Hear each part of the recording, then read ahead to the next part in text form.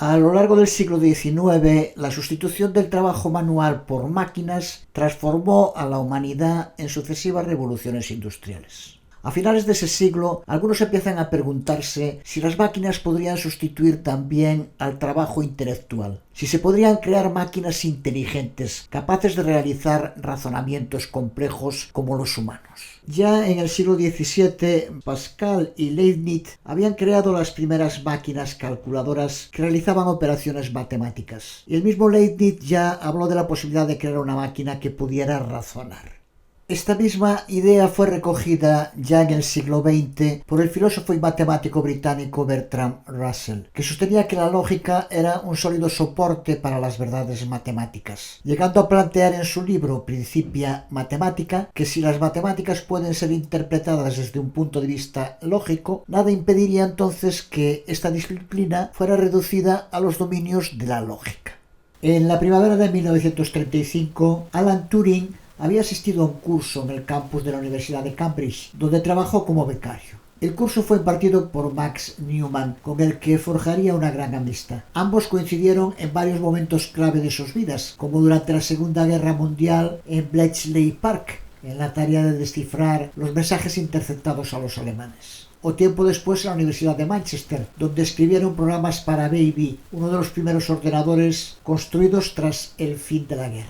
En el curso de Cambridge de 1935 se retoma la idea de Bertrand Russell y que el matemático alemán David Hilbert había convertido en un reto. Buscar un modo de sustituir el procedimiento tradicional del trabajo matemático, basado en el uso de reglas de deducción y axiomas evidentes que no es necesario demostrar, por un procedimiento mecánico que hoy definiríamos como procedimiento algorítmico o computacional, con el que fuera posible determinar la veracidad o no de una proposición matemática.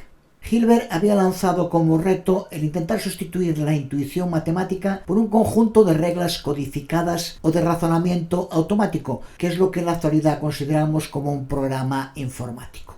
Alan Turing no pudo resistirse a tal desafío y se lanzó al desarrollo de una máquina exclusivamente teórica, sin existencia real, pero funcional, a la que Turing bautizó originalmente como máquina A, de máquina automática, y que ha pasado a ser conocida como máquina de Turing. Una máquina que solo existió en la imaginación de su creador, que surgió de aportaciones como las de Russell o Hilbert y que hoy se considera como la propuesta a nivel teórico de la primera computadora de la historia.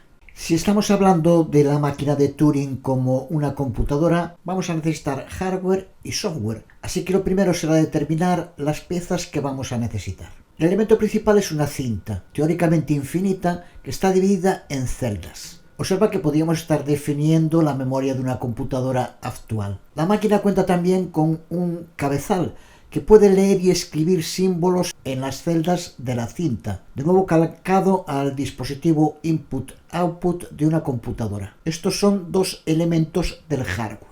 Vamos ahora con el software. Lo primero, tenemos que determinar qué es lo que se puede leer y escribir en esas celdas. Turing lo llamó alfabeto y estaba formado por tres símbolos: 0, 1 y un tercero al que llamó blanco o B. Cada celda tendrá inicialmente grabado un símbolo que puede ser cualquiera de esos tres. El funcionamiento de la máquina será el siguiente. La cabeza de lectura-escritura lee el contenido de una celda y a continuación tiene que decidir si lo mantiene o lo borra y graba un nuevo símbolo. Una vez llevada a cabo la lectura y escritura, si es necesario, finaliza lo que Turing denomina el ciclo de leído, borrado, grabado. Y la cabeza debe moverse bien hacia la derecha o bien hacia la izquierda. Pero desde luego que sobreescriba o no uno de los símbolos y hacia dónde debe moverse a continuación no se hace nunca de un modo arbitrario. Para poder tomar decisiones, la máquina tiene que saber en cada momento el estado en el que se encuentra, para lo que necesita disponer de una pequeña memoria a la que Turing llama registro, que almacena el estado actual en el que se encuentra la máquina. Un ejemplo sencillo sería el funcionamiento de un semáforo, que puede tener tres estados: rojo, amarillo o verde. El semáforo debe saber en cada momento en cuál de los tres estados se encuentra antes de cambiar, porque no puede pasar de verde a rojo o de rojo a verde directamente. En un momento determinado, la máquina solo puede encontrarse en un estado, y el número posible de estados de la máquina tiene que ser finito. Turing lo representa con la letra Q. Consideremos que la máquina puede encontrarse en uno de 4 estados posibles. Turing lo plantea así. Además, uno de estos 4 estados tiene que estar configurado como el estado inicial, al que Turing llama I0, y es en el que se encontrará cuando la máquina se inicie, con un papel similar al que juega, por ejemplo, la función main en C++ como punto de entrada al iniciarse el programa. Así que como hardware tenemos una cinta teóricamente infinita dividida en celdas, una cabeza lectoescritora que funciona como input-output y un registro que permite conocer el estado actual en el que se encuentra la máquina. Como software tenemos los valores que se grabarán en las celdas, que es el alfabeto, y los estados del registro de la máquina, registro al que llamamos Q. Y uno de esos estados debe estar configurado como el estado inicial, que será donde empiece la cabeza lectora. Lo que nos queda por determinar es cuándo y cómo la máquina debe cambiar de estado. Ya sabemos que la máquina debe tener configurado un estado inicial, y cada vez que haya leído y procesado un símbolo de la cinta, lo que significa que la cabeza lo ha leído y ha determinado si debe reescribirlo o no, en ese momento la máquina debe actualizar su estado antes de leer y procesar el símbolo siguiente. Esto nos lleva al último elemento clave de la máquina de Turing, que es una tabla donde se definen las diferentes acciones que debe llevar a cabo la máquina para cambiar su estado.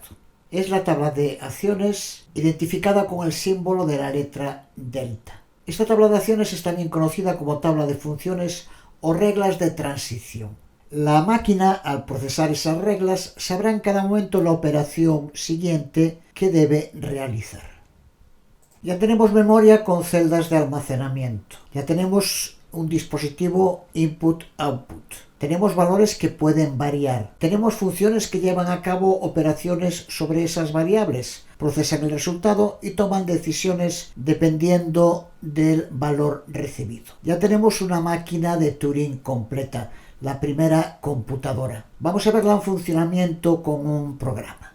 En este ejemplo práctico simplificado, vamos a trabajar sobre un fragmento de la cinta que tiene 5 celdas. Su alfabeto A está formado por 2 dígitos, 0, 1.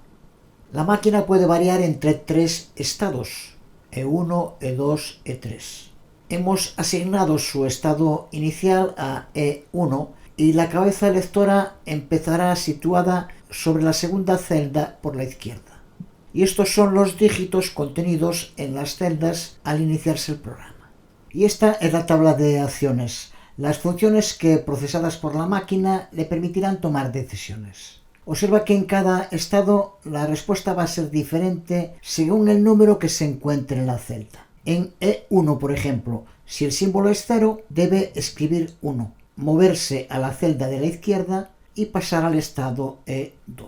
Si el símbolo es 1, debe escribir 0, moverse a la celda de la derecha y pasar al estado E3. En E2, si el símbolo es 0, no debe modificarlo.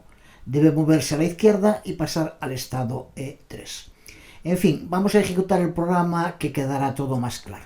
La cabeza lectora está situada sobre la segunda celda por la izquierda, que contiene un valor de 1. Y ya dijimos que el estado de inicio y 0 es E1, porque así está determinado, podría ser cualquier otro. Si miramos en la tabla de acciones, tenemos que cambiar el símbolo a 0, mover la cabeza a la derecha y pasar al estado 3. La cabeza ahora lee 1 en la celda y la tabla de acciones en el estado 3 para el símbolo 1 le dice que escriba 0, que se mueva a la derecha y que pase al estado 2.